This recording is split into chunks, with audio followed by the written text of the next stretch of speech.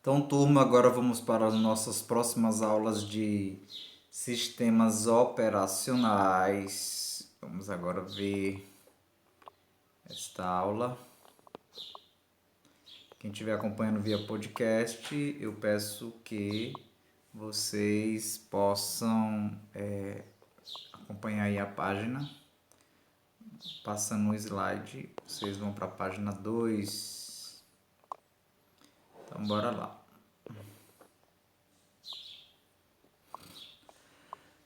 Vamos para a aula 1, continuação, de Fundamentos da Informática, conforme está na apostila de vocês, é a aula 1, o item 1.3, tipos de sistemas operacionais. Agora vamos conhecer quais são os tipos de sistemas operacionais que existem. Android, por exemplo, é um tipo de sistema. Então, os sistemas operacionais, eles evoluíram, Sistemas operacionais, eles evoluíram durante longo do tempo. Tiveram uma evolução também. Claro, vai se desenvolvendo. Antes do sistema operacional, ele era só aquela tela cheia de código, que geralmente quem geralmente usava mais eram os programadores, os entendidos, pessoas da programação. Não tinha essa tela bonitinha que a gente vê hoje, tá? E ele foi tendo a evolução até hoje. Você vê essa interface gráfica, que é as imagens que você vê, que você consegue ver através do seu computador. Você vê essa tela com imagem bonitinha, cheia de ícones, de appzinho, esses símbolozinhos que você vê. É graças ao sistema operacional que permite com que esses símbolos não fiquem em forma de código, porque por detrás eles são tudo código. Até as imagens elas são feitas em forma de códigos.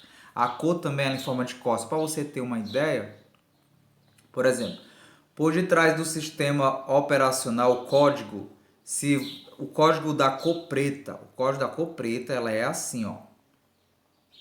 São 6 zeros. 1, 2, 3, 4, 5, 6. Isso aqui é a cor preta. Já pensou se aparecesse na sua tela tudo que é preto aqui, ó? Você tá vendo aqui preto aqui nesses desenhos aqui, ó, dos computadores, o telefone aqui. Já pensou em vez de ter tudo aqui, essas cores pretas aí no computador, você visse só 0, 0, 0, 0, 0, 0, 0 em vez do preto? Pois é. Aí além do desenho também, o desenho iria ter a outra forma, outra numeração. Aí você ia ver só números, só códigos, só ia aparecer na sua frente só números, só códigos. Então, o sistema operacional, ele era assim, Você via só isso aí, você via só códigos. Quem é que geralmente sabia fazer essa leitura? De entender na hora que abria a tela do computador? O programador. Não era muito comum para nós, usuários, entender, ver o que está por trás do computador, porque era só código. Então, essa evolução dele, do sistema operacional, ele contribuiu também muito pela contribuição da evolução dos hardware, que eu já falei o que é hardware, é tudo que você toca e vê no computador é hardware, você pode pegar. E também serviu para as aplicações suportadas pelo sistema operacional, para a evolução. E vamos agora entrar aqui os tipos de sistemas operacionais. Eles são divididos em 3 tipos. Existem os sistemas monoprogramáveis ou monotarefas. Vamos já entender o que é cada um. Os multiprogramáveis e os multitarefas. E os sistemas chamados sistemas com múltiplos processadores. Ok? Estamos indo para o slide 4. Então vamos ver aqui um tipo de sistema, sistemas monoprogramáveis, do item 1.3.1. Quem está acompanhando via podcast, sistemas monoprogramáveis e monotarefa. De onde vem a palavra mono? Para você nunca se esquecer, turma, alunos, mono, sempre você preste atenção no nome, na palavra. O que quer dizer essa palavra? Serve pela lógica, mono vem de um, É um.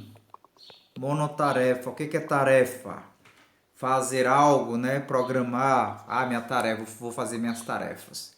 Programar.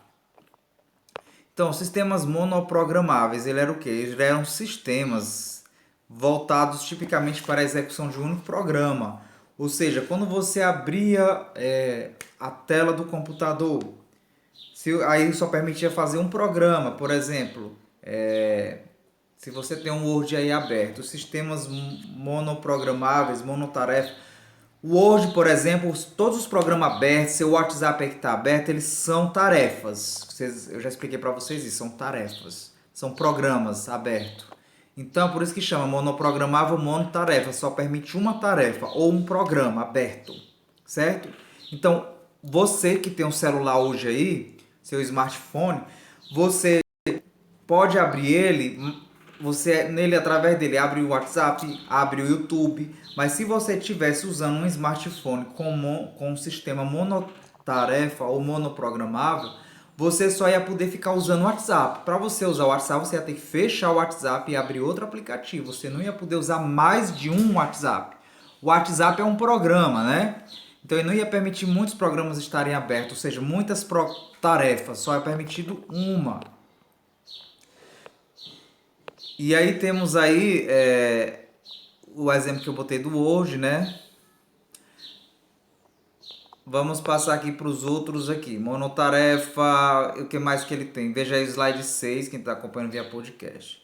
Então, o processador nesse sistema monotarefa, o sistema monoprogramável, o processador, a memória e os demais periféricos permanecem exclusivamente dedicados à execução de um único programa. Então, a memória do computador ela só ia ficar exclusivamente para aquele programa aberto. Se fosse o WhatsApp, a memória ia ficar cuidando só do WhatsApp.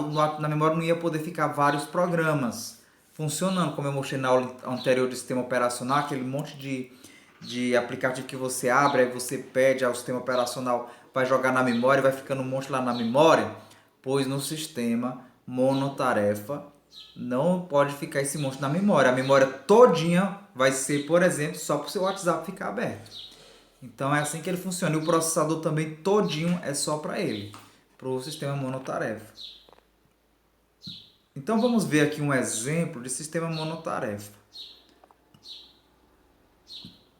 Os sistemas monotarefa eles estão relacionados à época da década de 60, do surgimento dos primeiros computadores. Então, estamos aqui vendo um dos primeiros computadores que nós estudamos nas aulas de computação. Tá, é um dos primeiros computadores, vocês estão vendo essa tela aqui dele, né? Vocês estão vendo aí essas letrinhas azul? O que são essas letrinhas azul? Vamos lá para o slide 8. Os sistemas, eles monoprogramáveis, eles possuem uma desvantagem. Qual era a desvantagem dele? A limitação de tarefas, é uma de cada vez. Ou seja, quando falar de tarefa aqui, você já sabe, são os programas abertos. Eles permitiam uma de cada vez, como eu já disse, né? E isso aí desperdiçava os recursos do hardware. Se você estiver usando, se você estivesse usando um teclado, pronto, você não ia poder usar o mouse, né? Então, aquele programa iria permitir uma tarefa só, você executar por vez, tá? Vamos ver aqui um exemplo de sistema monotarefa. Estou no slide 9, ó, o MS-DOS, o famoso MS-DOS da Microsoft. É um exemplo de sistema monotarefa. Se você estivesse executando através dele, não iria fazer outra tarefa. Olha aqui como é que era ó, o sistema operacional antigamente. Vejam a tela aqui desse computador com essas letras verdes. Os primeiros computadores se usava assim, ó. Você trabalhava assim, ó. Certo? Então aí é um exemplo de sistema monotarefa, o MS-DOS.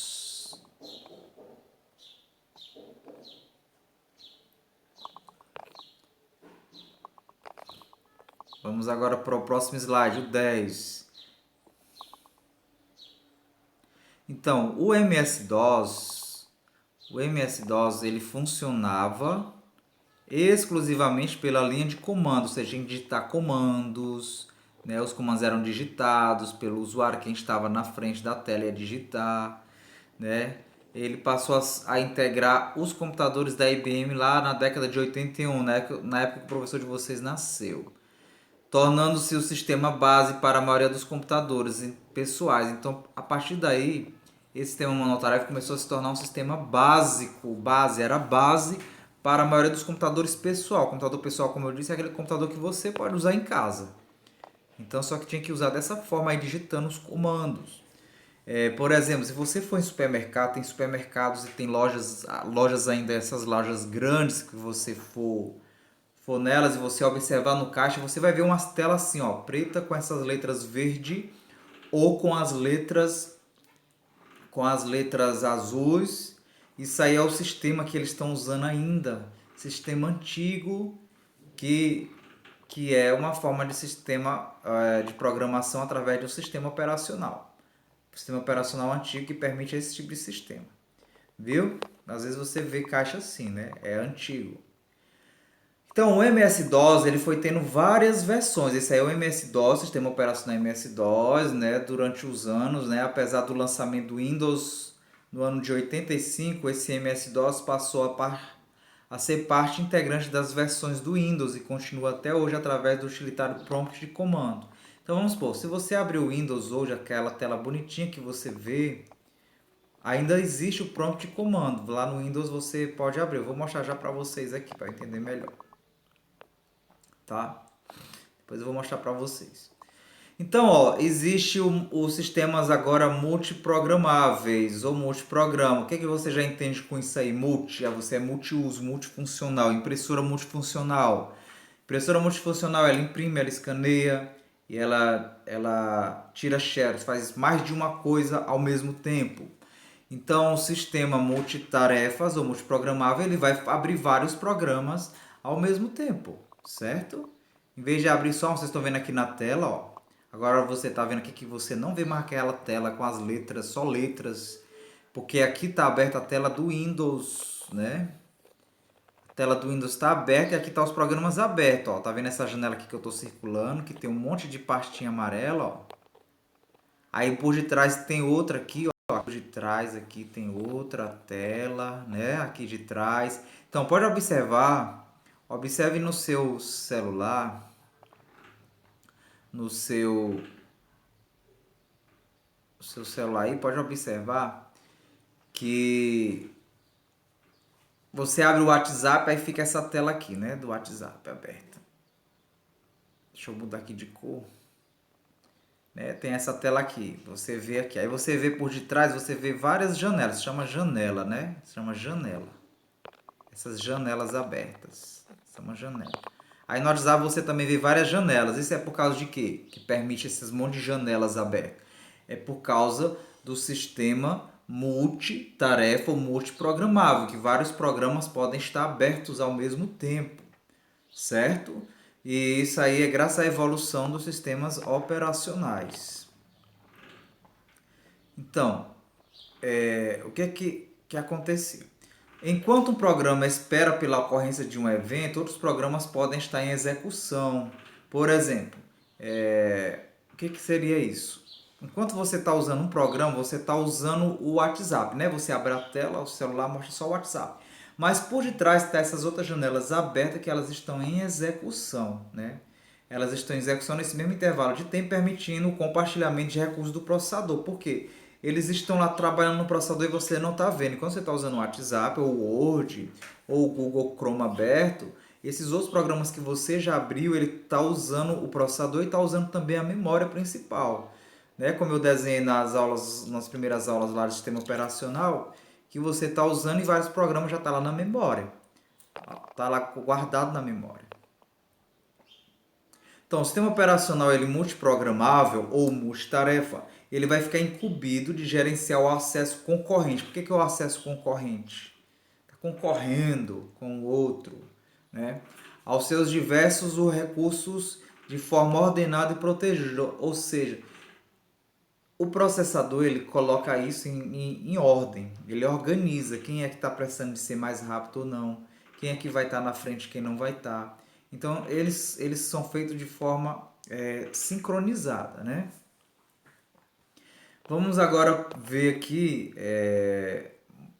vamos para o slide 16. Vamos entender aí que os sistemas multiprogramáveis, eles são classificados, eles podem ser classificados em 3 subdivisões. Então eles se subdividem segundo as características deles. Cada um tem uma cara diferenciada, né? De como suas aplicações são gerenciadas. O que é gerenciar? É administrar, é coordenar, é mandar, é dar ordem. Então, de acordo com como elas são gerenciadas, como eles trabalham. Então, temos aqui três tipos de subdivisões dos sistemas multitarefa. Temos o sistema BET, né? O sistema de tempo compartilhado e o sistema em tempo real. Vamos saber o que é cada um deles agora. Pulemos aí para o slide 17. Como é que era o funcionamento do sistema BET? Eles foram os primeiros tipos de sistemas operacionais multiprogramáveis na época da década de 60. Foram um dos primeiros sistemas em BET. Vocês podem ver aí um fitinha, aí vem a tela do computador, você pode ver a tela aí que era do sistema operacional, né, que existia. E aí tem a fitinha, como era que era feito isso aí? Vamos já ver aqui. Então, os programas, eles eram... como era que eram os programas? Os programas. Vamos supor, se antigamente tivesse o WhatsApp. O WhatsApp é um programa. Programa pode ser chamado também de jobs, viu? Não, se você for ver essa palavra jobs, os jobs também são os programas. Os jobs, aí você pode dizer assim, você já abriu o seu job do WhatsApp hoje? Job, a pessoa que é isso, job. O que é jobs? Os jobs são os programas. O WhatsApp é um job. Então, os programas Jobs, eles eram conhecidos na época, os que eram conhecidos na época, eles eram submetidos para a execução das tarefas. Eles utilizavam cartões perfurados. Esses cartões perfurados eram armazenados em discos ou fitas para depois ser executados, dependendo da disponibilidade da memória principal.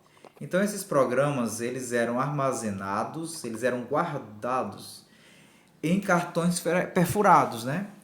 Esses programas, eles eram... eles utilizavam cartões perfurados, né? Que eram armazenados dentro de discos ou fitas. Eu vou mostrar bem aqui para vocês, ó. Vocês podem ver aí, ó. Vocês podem ver aqui o desenho de um cartão perfurado. Esse cartãozinho aí, vermelho aí, todo cheio de... Porque eles têm uns furos, chamam mesmo cartão perfurado. Então, esses cartões eram colocados aí dentro dessa fita. Vocês viram aí a pessoa com a fita? Colocava o cartão dentro da fita. E aí ela ia executar o programa, né? Botar para girar. Então, o sistema Embed, ele tem, estou no slide agora 19, armazenamento dos cartões perfurados em fitas. Então, vocês podem ver aqui, ó. Podem ver aí a fita aí no slide 19. Então, o armazenamento dos cartões perfurados, eles eram armazenados aí nas fitas, colocado aí. Então, podem ver aqui uma mulher aí no slide 20, ela está aí colocando a fita, o disco também, né? Olha aí, a fita. Podem ver aí como é que era colocado. E botar aí para girar. Computador, isso é o computador, os computadores antigos que nós já estudamos.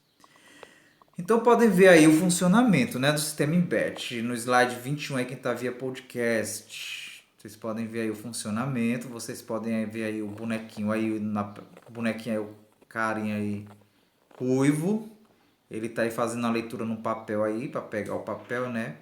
E ele tá aí diante da leitura. Deixa eu aumentar aqui a tela. A leitura de cartão, aqui é a leitura de cartão, né? Ele tá aí nessa imagem 2. E aí o dispositivo de colocar a fita, que a mulher aqui tá botando a fita dentro, né?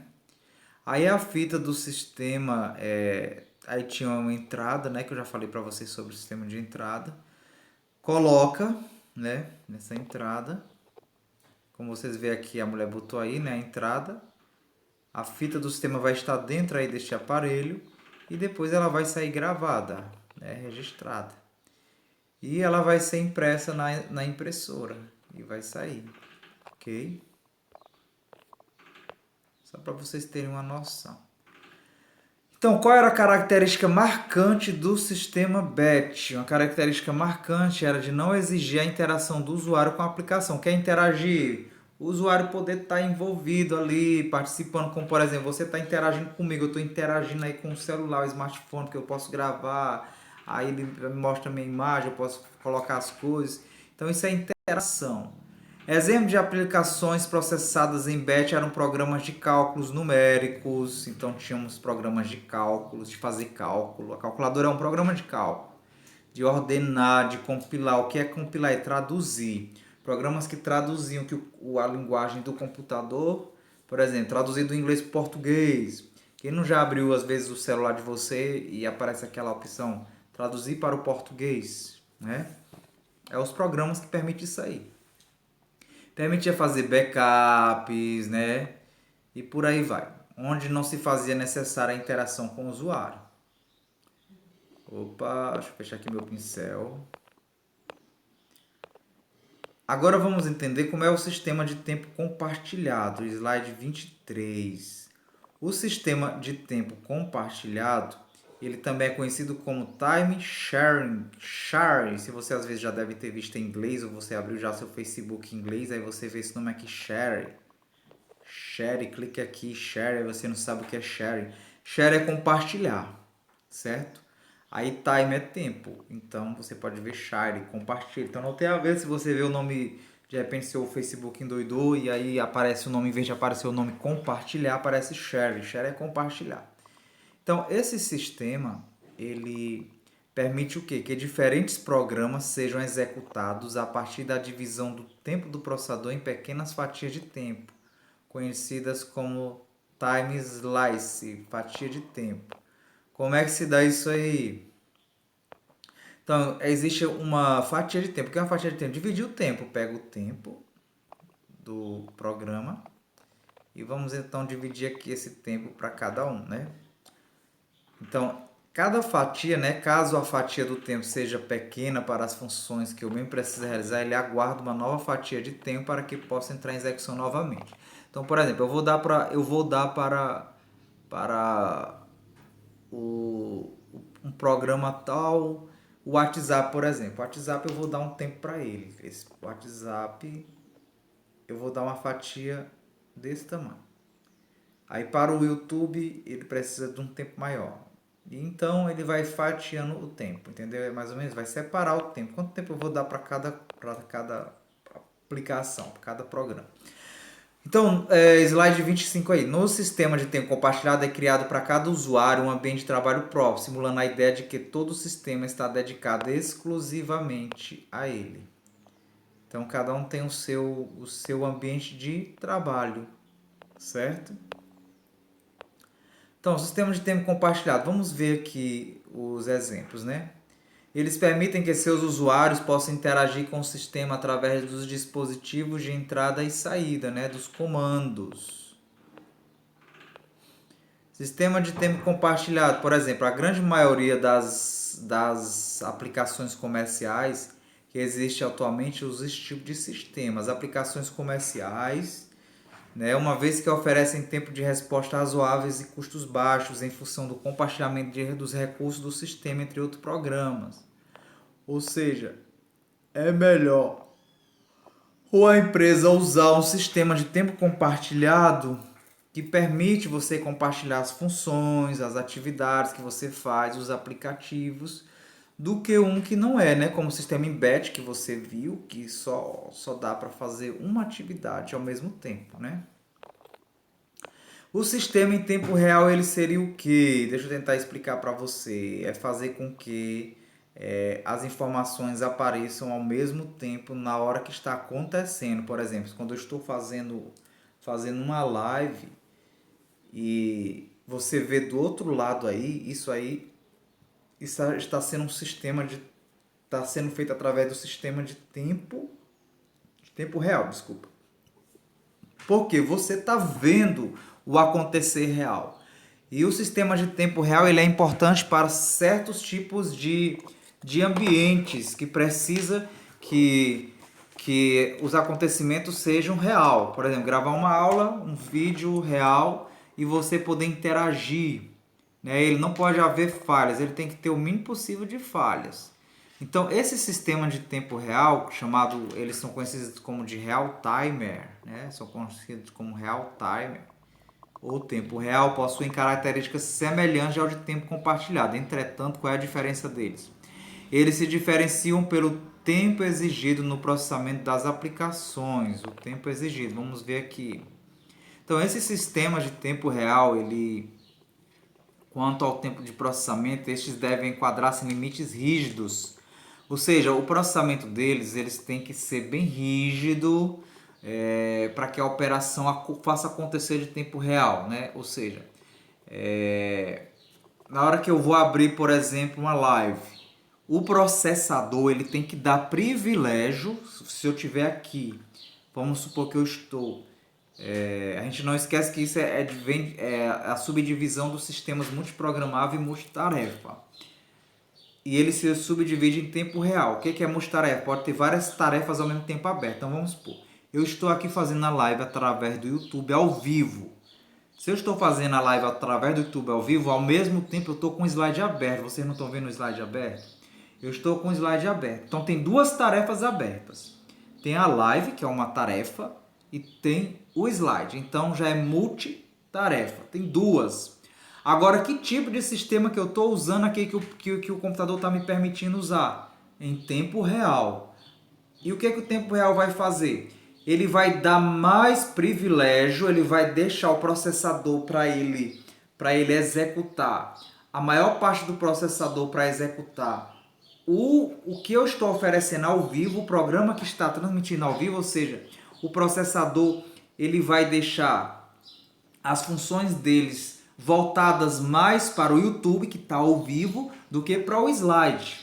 Entendeu? Se o slide precisar de muito do processador, o processador vai dizer assim, não, peraí, eu estou aqui fazendo uma transmissão ao vivo, ajudando, o processador vai dizer, eu estou ajudando aqui a fazer a transmissão ao vivo, e essa transmissão ao vivo é muito importante, porque as outras pessoas estão do outro lado e precisam se comunicar com quem está fazendo a transmissão ao vivo. Então, PDF, você que está aberto aí, você espera aí um pouquinho até eu resolver o problema, até acabar essa transmissão ao vivo. Então, o tempo real ele vai concentrar sua maior força, vamos assim dizer, do processador, a velocidade dele, a memória, tudo vai se concentrar mais para aquilo que está acontecendo ao real, para evitar o máximo possível de falha.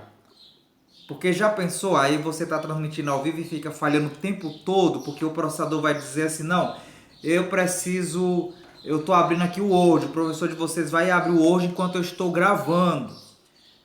O processador, o que é que ele faz? Nós vamos estudar ainda isso aí, quem for fazer curso de manutenção de computadores, vocês vão entender que o processador, quando você troca de janela, você abre o WhatsApp, agora você minimiza o WhatsApp e você abre o YouTube. O processador, o que ele vai fazer? Ele vai passar agora a centralizar a atenção para o YouTube. Mas vai deixar o WhatsApp guardado na memória ali, mas o WhatsApp está funcionando. Ele não está fechado, ele está em execução. Mas porque você está usando o YouTube. Então, no tempo compartilhado, o que ele vai fazer? Mesmo que eu esteja aqui ao vivo e usando o WhatsApp ao mesmo tempo, eu estou aqui ao vivo e usando o WhatsApp ao mesmo tempo. O que vai acontecer? Na hora que eu sair do WhatsApp e minimizar ele e quiser abrir outro programa, o Word, por exemplo, ou vamos supor, o Facebook, o processador não vai desligar a minha transmissão ao vivo, a minha live que estou fazendo pelo YouTube. Porque se ele fizer isso, igual ele fez com o seu WhatsApp, botou lá na memória, aí eu vou sumir, eu não vou aparecer para você. Então ele centraliza tudo isso aí, né, para poder não comprometer os resultados que você vai receber aqui, no caso, essa transmissão ao vivo. Eu não sei se eu consegui transmitir para vocês, se deu para entender, né, como é que é essa transmissão ao vivo, tá bom? Ou seja, ele vai dar prioridade, né, prioridade maior para isso aí. Então, estou no slide 31 já. Outra característica desse sistema é que a prioridade de execução de um programa é definida pela própria aplicação e não pelo sistema operacional. Então, o sistema de tempo real, ele vai, a aplicação é o aplicativo que vai dar esta prioridade na hora do processador. Não é o sistema operacional que vai decidir. Como eu falei, o YouTube é que vai exigir do processador, olha, eu estou fazendo uma transmissão em tempo real, ao vivo. E ele está usando um monte de programa ao mesmo tempo. Está usando o WhatsApp, o professor Cláudio está usando o WhatsApp, ele minimiza, ele usa o WhatsApp, e depois ele mostra para os alunos um vídeo através da transmissão ao vivo.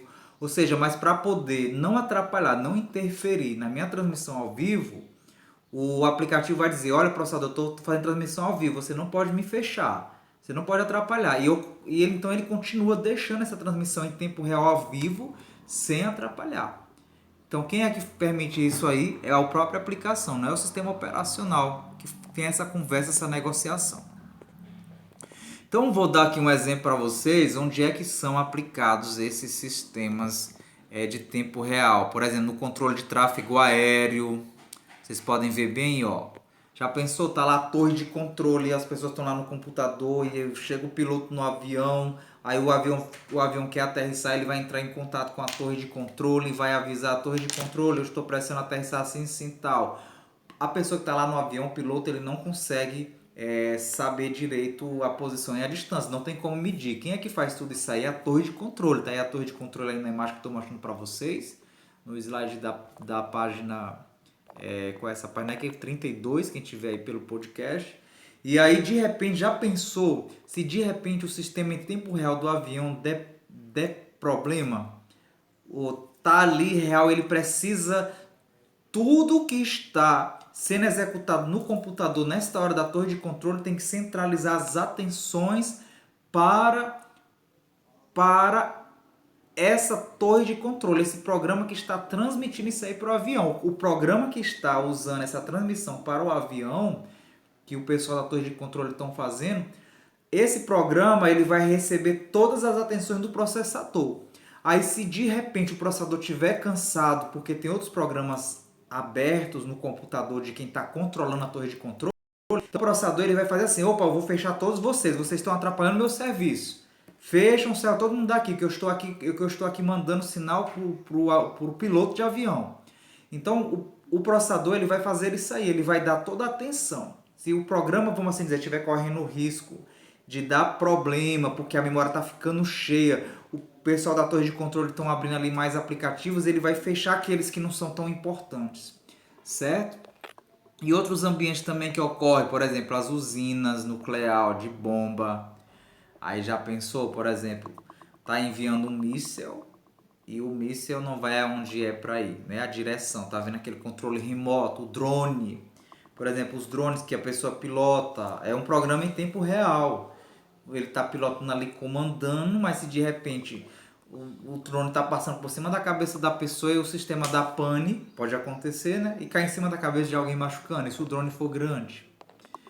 Então, outro exemplo aí também são nas refinarias de petróleo, para poder extrair o petróleo, tem que ser tudo em tempo real. Eu vou dar outro exemplo em tempo real que não está aqui. É aqueles aparelhos, vou dar o exemplo aqui, o aparelho hoje que fica lá medindo e verificando como é que está a saúde da pessoa que está com coronavírus nos hospitais, aquelas maquininhas, vocês já viram nos hospitais, vocês verem, quem já viu pela televisão, não sei, ou presencialmente, tem uma televisãozinha, né, que fica ali perto do paciente, que fica medindo lá tudo, né, fica passando ali, é o tempo real, ou seja, está mostrando a batida do coração real, né, a respiração da pessoa real, para permitir que o enfermeiro veja. Já pensou se houver atrasos? Não pode haver atrasos. Aí vai confundir o enfermeiro. Aí há um atraso, vixe, a pessoa está morrendo, abaixou aqui, mas não é porque houve um atraso. Então, o sistema tempo real ele tem que ser seguro. Agora, os sistemas com multiprocessadores. Então, resumidamente, vocês entenderam do tempo real? Agora, existem os que têm multiprocessadores. Eles vão ser o quê? Os sistemas com multiprocessadores, eu estou na página 35 aí, tá? Do podcast, quem está vendo via podcast. Múltiplos processadores, o nome já está dizendo, tem muitos processadores, pode ser a partir de 2, é por isso que eu botei aqui no desenho do slide 2, a partir de 2 tem muitos. Para que serve isso aí? Para eles ficarem interligados, trabalhando em conjunto de forma simultânea, para que possa acelerar o trabalho e seja mais rápido. Por exemplo, geralmente sistemas em tempo real, ele é para ter 2 processadores, pelo menos ou mais, para ajudar isso aí, certo? Então, a vantagem disso aí de ter 2 ou mais processadores, serem múltiplos processadores, está no fato de permitir que vários programas possam ser executados ao mesmo tempo ou que um programa possa ser dividido em partes entre os processadores executando de forma simultânea. Então, com mais de um processador, vai permitir que vários programas vão estar executando juntos ao mesmo tempo, entendeu? Ao mesmo tempo você está fazendo uma coisa e está fazendo outra coisa. Por exemplo, sistema de tempo real é importante ter mais de um processador, porque ele vai estar lá executando, transmitindo o sinal para a torre de controle, mas precisa do computador para estar fazendo outra coisa ao mesmo tempo. Para poder o programa não fechar na hora que ele deixar de ficar conversando com o piloto, o pessoal da torre de controle. Aí ele precisa que digitar uma coisa para mandar para o piloto através do WhatsApp. O piloto está lá em cima, né? Mas não pode nem usar celular lá em cima. Mas vamos supor, se pudesse, ele vai ter que mandar uma informação lá para o piloto lá em cima. Ou através de um programa que ele usa. Então não pode sair o sinal, tem que ficar os dois ao mesmo tempo acontecendo. Então os processadores servem para ajudar em muitas coisas, como isso aí. Então, um dos fatores fundamentais para o desenvolvimento de sistemas operacionais com múltiplos processadores é estar na forma de comunicação entre os processadores. Ou seja, existe o compartilhamento da memória RAM e os dispositivos de entrada e saída. Então, por exemplo, os computadores com múltiplos processadores, eles vão compartilhar, né? Aqui a memória está aqui, né? Então, eles vão usar aqui, me dá aqui uma parte da memória, eu fico tomando de conta e você fica tomando de conta da outra, né? E os dispositivos de entrada e saída também, você toma de conta aqui da tela e eu aqui vou tomar de conta do mouse. Para não atrapalhar o serviço, né? Eu vou tomar de conta aqui do teclado eu. Certo? Beleza? Então essas são as importâncias dos sistemas multiprocessadores. Então, através desses sistemas, né, foi a criação de sistemas computacionais voltados para o desenvolvimento da ciência, né, das áreas do espaço, para desenvolver toda aquela tecnologia das aeronaves, né, para o desenvolvimento do petróleo, né, para fazer simulações de como seria estar no espaço. Então, os sistemas, estou na página 39, tá? Os sistemas com múltiplos processadores, o que acontece? As práticas e os estudos voltados ao...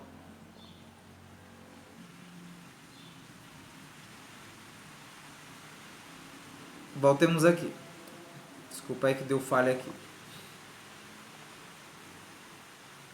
Então, as práticas e os estudos voltados ao desenvolvimento de sistemas com multiprocessadores adicionam vantagens em tais sistemas como escalabilidade. Presta atenção nisso aqui. O sistema tem mais de um processador, ele vai permitir o quê? Escalabilidade. O que é escalabilidade, professor? Não sei, já vou dizer. Disponibilidade, balanceamento de carga. O que é escalabilidade? Escalar. Quando tem vários processadores, ele vai fazer a escala. Ele vai fazer a escala das tarefas. Por exemplo, fulano, você vai ficar usando o mouse. Aí você está escalado para usar o mouse. Aí você para usar o teclado. Você para usar o monitor. Você vai carregar essa carga, esse peso. Você vai ficar responsável por isso. Ele vai ficar fazendo esse balanceamento da carga para poder não sobrecarregar demais quando o teu computador estiver sobrecarregado em excesso, tá bom? Beleza? Então, para a gente finalizar agora aqui nossa aula, vamos ver aqui o gráficozinho de como é que está dividido, para ficar melhor para vocês entenderem, né? A divisão do sistema operacional, ele está dividido em 3 tipos. Aqui vamos ver aqui o gráfico, a tabela, para quem está pelo slide aí, é na página 40, tá? Já quase a última. Então aqui a tabela para vocês entenderem melhor e ter uma visão, já que aprendemos, ó. Temos aqui os tipos de sistemas operacionais, certo? Os tipos gerais de sistemas operacionais. Aí eles se dividem em quê? Nós vimos que eles se dividem em monoprogramáveis, monotarefas. Lembra, só abre um programa, um só. Ou uma tarefa, ele só pode permitir uma e pronto, e acabou. Você não pode abrir mais nenhuma outra. Se você abrir o Google no celular, se você tivesse um celular, um smartphone com um sistema monotarefa, você só ia poder abrir o WhatsApp, pronto. Se você quisesse abrir outro aplicativo, tu tinha que fechar o WhatsApp para poder abrir o outro. E também ele é dividido o sistema operacional em multitarefa multiprogramável, que aí vai ter lá o BET, sistema em BET, aí vai ter os outros sistemas que a gente viu, e o outro seria o multiprocessador, que foi o que a gente encerrou agora. Então, esta visão aqui é para vocês terem através do gráfico como é que está dividido o sistema operacional. Beleza? Então, caros alunos, eu espero que a aula de hoje tenha ajudado a esclarecer. Qualquer dúvida, podem perguntar aí pelo WhatsApp ou aqui mesmo nas informações, tá bom? Então, fique com Deus e até a próxima aula. Tchau!